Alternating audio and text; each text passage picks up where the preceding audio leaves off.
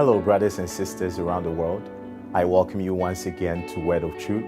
My name is Brother Kofi Opoku, and I thank God for your life. I hope you had a wonderful week, and as we embark on a new one, I pray this short message will truly bless your life. If you haven't subscribed to my channel yet, please make sure you do so via the link that comes with the videos. Now, today I want us to talk about the restoration power of God. God is able to restore. I have noticed that oftentimes when we find ourselves in great moments of distress, it becomes the window of which the enemy wants to make things look like it's over. But I want you to know that is exactly the very time that we can also see a different trajectory in our lives if we call upon God or if we go before Him and surrender a situation to Him. So today, maybe you're listening to me and you might be feeling hopeless, or perhaps you have lost a loved one or something that's so dear to your heart, or maybe you're throwing in the towel. But I just came to encourage you not to give up yet, because God is able to restore.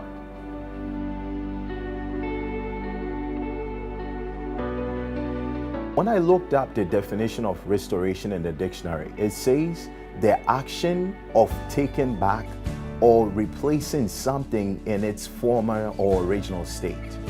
So that means that there is something about a restoration process that brings a situation back as it was.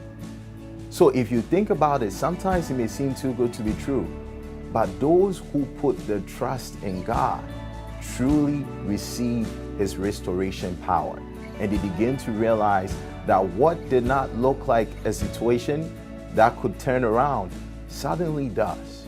And I want us to look at an example in the Bible in 1 Samuel chapter 30, where the Bible tells us that David and his men had returned from Ziklag, and they realized that their wives had been taken captives and their items were burned down. There was just a lot that was going on. They were in a lot of distress.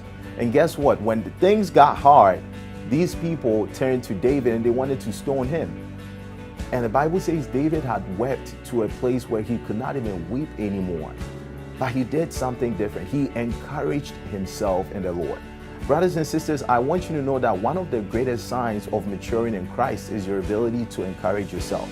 Because that's the moment where you start to remember what God says about you. Restoration involves remembering what God has said about you so you can take your situation to Him. I want us to look at a brief passage there as to what David did in that moment. Let's read 1 Samuel chapter 30. And David inquired at the Lord, saying, Shall I pursue after this troop? Shall I overtake them? And he answered him, Pursue, for thou shalt surely overtake them, and without fail recover all. Brothers and sisters, what we just read is truly a perfect example for us to learn from, because David in this situation is asking God what to do. He didn't take matters into his own hands. He didn't just fold his hands and say, forget about it. But he inquired of the Lord, and God gave him His word that, listen, you're going to overtake and you'll recover everything. And when you read subsequent scriptures, you will notice that David actually found an Egyptian in the field. And when he found that Egyptian, that person, based on how they treated him or her, helped them to reach their enemies, and they surely overtook and recovered.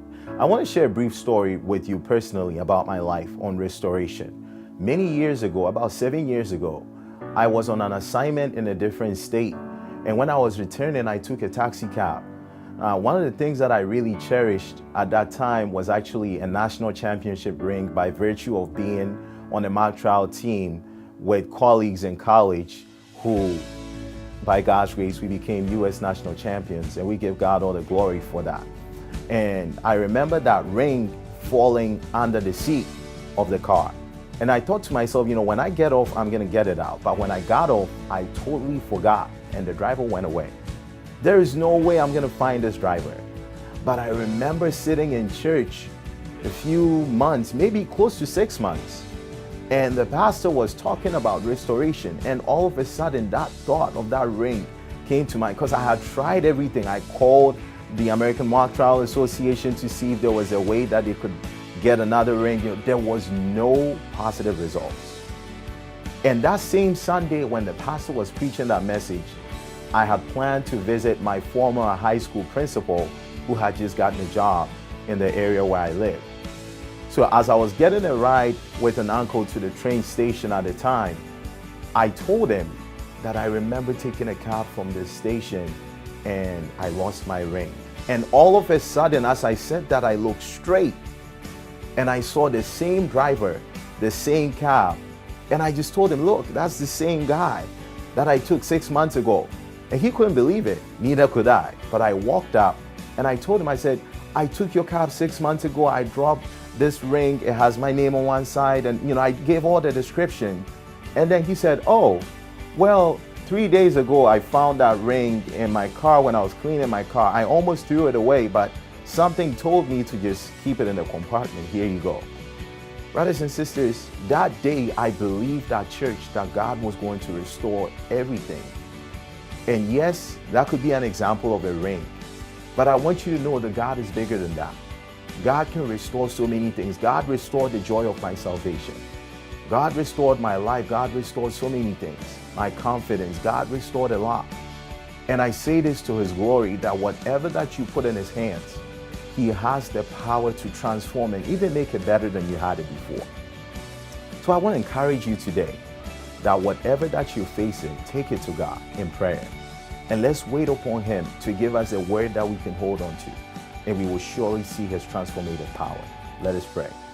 Father, we thank you for today and your word on restoration. And we pray, oh God, that even as we are talking about this word, let your Holy Spirit reveal areas of our lives where we need to surrender to you. Areas of our lives where we have closed the chapters because we see no way forward.